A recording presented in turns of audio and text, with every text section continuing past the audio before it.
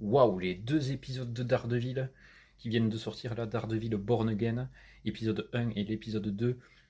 Mais ce sont des pépites quoi. Épisode 1, scène d'action du début, l'intro et le début de l'histoire, pas mal. Point négatif, que ça soit dans l'épisode 1 ou que ça soit dans l'épisode 2, le fait qu'on retrouve pas la même ambiance de la série Netflix à cette série Disney+. Certes, c'est un reboot, certes, c'est une refonte ou je ne sais pas comment on appelle ça, mais on retrouve pas le même charme.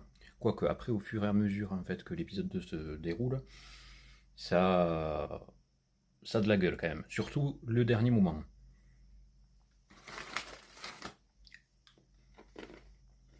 Je m'en aime un M&M's et je vous dis la suite.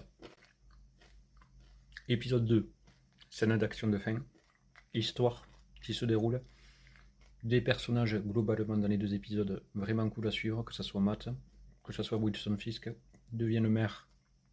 Donc ça je m'y attendais pas. C'est une référence je crois à un comique, enfin une série de comiques aux États-Unis là, où Fisk est le maire et il y a un combat je sais plus entre les justiciers contre lui. Peut-être qu'ils vont faire ça dans Spider-Man 4, qui sait.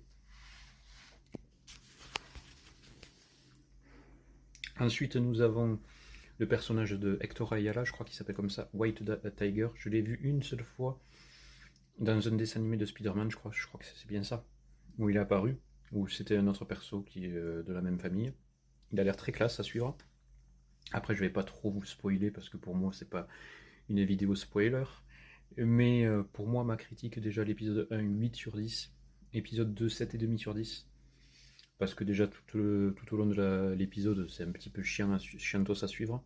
Il y a juste que la fin, avec la scène d'action, quoi, qui est énorme. Alors, globalité, c'est que le bilan, qu'est-ce qu'on peut retenir? Ben déjà, c'est super cool de revoir Daredevil en action. On l'avait plus vu depuis, il me semble, Spider-Man ou non She-Hulk. Voilà. Seconde chose, ben, c'est comment dirais-je, c'est une série mais incroyable, la série Netflix. Après, ça a été dur de mettre, enfin, de faire une suite à ça. Ce n'est que le début, il faut attendre de faire un bilan de toute la saison, mais pour moi, il y a du potentiel encore à améliorer pour que ça soit vraiment qualitatif et comparatif à la série Netflix. Après, ça a son charme. Si on ne voit pas les trois premières saisons, c'est pas grave. C'est vraiment pas une suite logique. J'ai l'impression que c'est dans une sorte d'autre univers, quoi. Après la scène d'intro, vraiment, ça, on commence à dire